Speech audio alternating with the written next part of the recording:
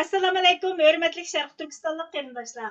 Şərq Türkistan xəbər agentliğinin xəbərlər proqrammasını görüşünüzü qızğın qarşı alırıq. Ən aldı bilan xəbərlərimizin qısqaça məzmununa göz ataylı. Şərq Türkistan sürgündə hökuməti İraq Şam İslam Dövləti Təşkilatının Xitayning bayonlari va maqsadini qo'llagan tashviqotini qattiq aybladi. Dunyo musulmonlar jamiyati kengashi islom dinining prinsiplariga xiloflik qilib, Sharq Turkistondagi musulmon qarindoshlariga yana bir qatam xiyonat qilgan. Tövəndə təfsili məzmunlarını diqqətinizə sunumuz. Şərq Türkistan sürgündə hökuməti İraq Şam İslam Dövlətinin Xitayning bayonlari va maqsadini qo'llagan tashviqotini qattiq aybladi. Məmri xəbər to'rining 7 sentabr kunidagi xabarda aytilishicha, Iroq Sham Islom davlati axborot guruhi Uyg'urlarga ulashib, Sharq Turkistonni Iroq Sham Islom davlatining bir parchasi qilishga uringanligini aytgan. Sharq Turkiston surgunda hukumatı Tashqi ishlar va bexatarlik ministrligi 9 sentabr kuni Iroq Sham Islom davlati axborot guruhining mazkur bayonlarini qattiq ayblab, axborot e'lon qilib, ijtimoiy axborot vositalarida o'rtoqlashdi. Axborotda mundaq deyildi: Şərq Türkistan sürgündə hökuməti məmri dokladında təfsili düşündürülgən İraq Şam İslam dövləti qollagan axborot guruhining xəbərçisining Uyğurlarga yetib berib, ularga Şərq Türkistanni İraq Şam İslam dövləti ölkəsiga aylandırışni talab qilganligiga dair İraq Şam İslam dövləti təşviqotini qattiq ayıplaydı. Bu maqsadli holda Şərq Türkistan xalqining mustaqilligi va egilik huquqini asliga keltirishdagi qonunliq milliy ozodlik ko'rishiga buzg'unchilik qilish orqali Xitayning tashviqot va maqsadlarini ilgari surishga urinishdan iborat.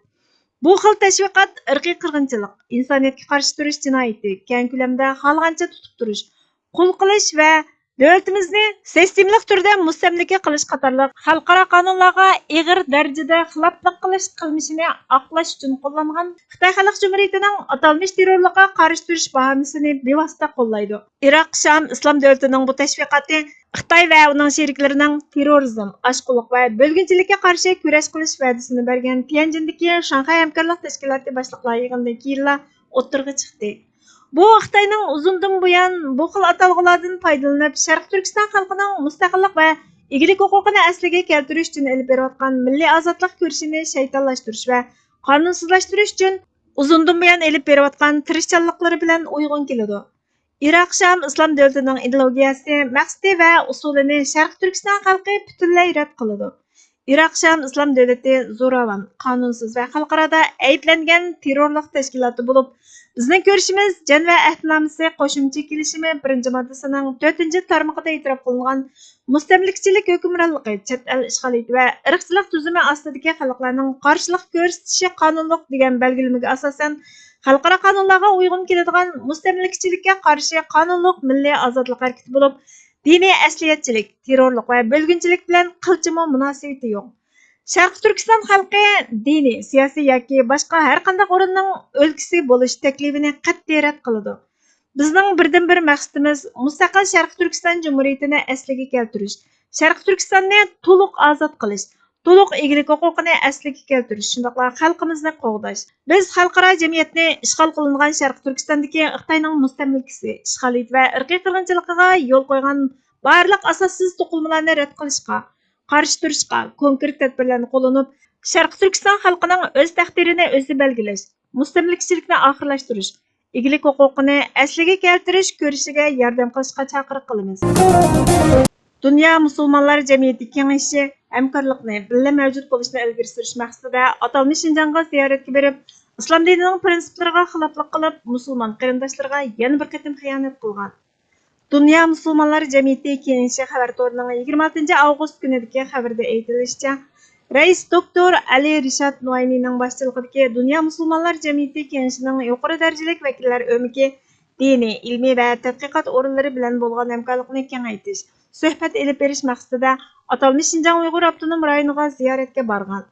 Mazkur vakillar o'miki Misr, Marokash, Tunis, Iordaniya, Kuvayt, Bahrayn, Mali, Nigeriya va Serbiyadan kelgan dialog, tushunish, tinchlikda birga yashashni ilgari suradigan islom va akademik organlarning boshliqlari, vakillari bilan birga bir qator tanlangan olimlarni o'z ichiga olgan bo'lib, ziyorat orqali Xitoy taraf bilan har qaysi sohadagi aloqa va dialog yo'llarini rivojlantirib, ilm-fan, kultur va diniy sohadagi hamkorlikning imkoniyati ustida izlanish maqsadiga yetmoqchi bo'lgan. Ziyorat jarayonida Doktor Ali Rashid Al-Nuaymi atalmış Şinjan Uyghur Avtonom Rayonluq Hökümetinin raisi Erkin Tunyaz bilan görüşüp, birga mavjud bo'lib turish, keng qo'saqliq va o'zaro tushunish tirishchanligini ilgari suradigan, o'zaro manfaat yetkazadigan bir qancha masalani muzokara qilishgan. Ziyorat jarayonida Urumchida o'tkazilgan 3-navbatlik atalmış oshqo'liqqa qarshi kurash qilish xalqaro ilmiy muhokama yig'iniga qatnashgan. Sharq Turkiston surgunda hukumati buningga dal vaqtida qattiq raddiya berdi. Sharq Turkiston surgunda hukumati Kültür, Ma'rif va Diniy ishlar ministrligining 27-avgust kuni buningga raddiya berib, ijtimoiy axborotda e'lon qilgan Sharq Turkiston surgunda hukumati Dunyo musulmonlar jamiyati kengashining Xitoy Kompartiyasi hokimiyati bilan bo'lgan numussizlarcha hamkorligini qattiq iboralar bilan ayblaydi nomli bayonotida mundaq deyildi. Sharq Turkistondagi musulmonlar Xitoy yurgizayotgan irqiy qirg'inchilik, mustamlika va rayimsiz ishg'oliyatning ostida qattiq azob chekayotgan hozirgidek paytda Dunyo musulmonlar jamiyati kengashi ezilayotgan mazlumlar bilan birga emas, zolimlar bilan birga turishni tanladi. Xitoy davlati Sharq Turkistondagi Uyg'ur va boshqa turkiy xalqlarga qarshi izchil turda irqiy qirg'inchilik va davlat tashkilgan terrorlik harakati olib bormoqda. Necha minglagan masjid va muqaddas joylar e'tiborsizlashtirilib, chaqib etildi. Nurg'unlari mayxonalarga, hojatxonalarga, ko'ngilli storelarga, kechilik klublarga o'zgartirildi. Millionlagan kishilar turmalarga, jazo lagerlariga qamalib, tug'mas qilib etildi. Homilasi majburiy tushirib etildi. Diniy e'tiqodidan voz kechishga, cho'shqa go'sht yeyishga va aroq ichishga majburlandi. Bu islom dinini bevosita oyoq osti qilish hisoblanadi. Ishg'oliyatchi Xitoy hokimiyati Uyg'ur musulmonlarini o'ltirib, organlarini sug'urib olib, yuqori bahoda setish orqali foyda oladi. Bu butkul insoniyatga qarshi jinoyat. Dialog nomida bu vahshiyliklarni oqlash eng yuqori darajadagi munofiqlik. Haqiqiy terrorchilar va oshqullar Xitoy ishg'oliyatchi kuchlaridir. Biz Xitoyning irqiy qirg'inchilik harakatining darhol oxirlashishini, egalik huquqliq, siyosiy, diniy va kultural erkinligimizni asliga keltirishni, shundaqla barliq ishg'oliyatchi kuchlarning Sharq Turkistondan chekinishini talab qilamiz. Biz dunyodagi musulmon ulamolar, hukumatlar va xalqlarni Xitoyning jinoiy qilmishlarini oqlash tashviqotini rad qilishga va ishg'oliyat ostidagi Sharq Turkistondagi ezilgan xalqlar bilan birga turishga chaqiriq qilamiz. Tarix irqiy qirg'inchilikqa kimning yordam qilganligini, kimning adolat va shon-sharafni qo'g'dashda ching turib, e'tiqodimizni, shundaqla millatimizning mavjudligini qo'g'dab qolganligini asdan chiqarmaydi.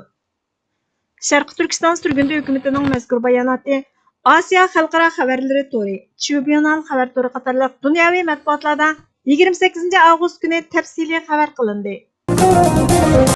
Bizda milliy inqilob boshlangandan buyon ajoyib ahvollar, g'aroyib insonlar ko'rildi. Shundoq kishilarni ko'rdikki, og'zida islom, ammo ko'nglida tilla yambu o'ch adovat, mansab va obro'ydan boshqa narsa yo'q. Salom soat gap so'zlarining hammasi dunyo uchun bo'lib, osmon o'rilib tushdimi, xiyoliga kiribmi chiqmaydi.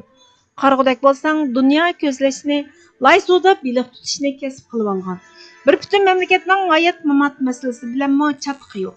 Shunday qilib, bularning ko'plari xaroblashib, umumiy millatni mushkullikda qo'yishdi.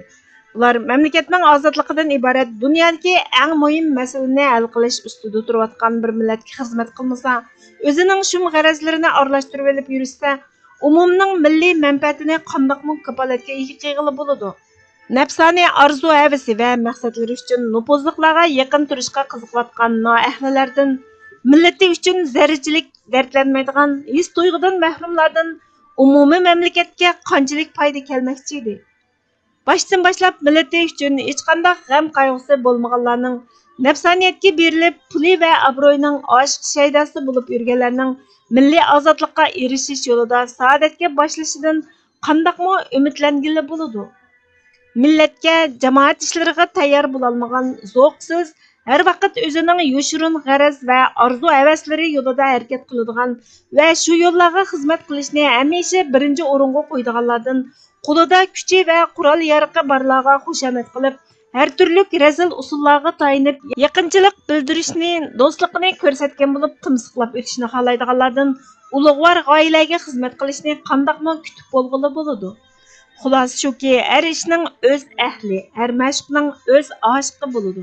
Bizlar milliy mustaqillik yo'lida mumkin qadar milliy tuyg'uga ega qavmning va vatanning dard g'oyasini sharaf biladiganlar bilan millatining moddiy va ma'naviy manfaatlarini o'z ishining oldiga qo'yib turib qilishni biladigan fidokor dardmanlar g'oyadashlar bilan birlikda ish qilib berishimiz lozim. Manba Erkin Turkiston gazeti 20 son 1934 yili 25 yanvar Kashgar. Uyg'urchaga ag'dirg'uchi Burhan Muhammad. Hurmatli qarindoshlar, bugungi xabarlarimiz mush yerda oxirlashdi. Bizga vaqt ayirganingiz uchun ko'pdan ko'p rahmat. Kelar qatimki programmamizda ko'rishguncha Allohga omonat bo'lgaysizlar.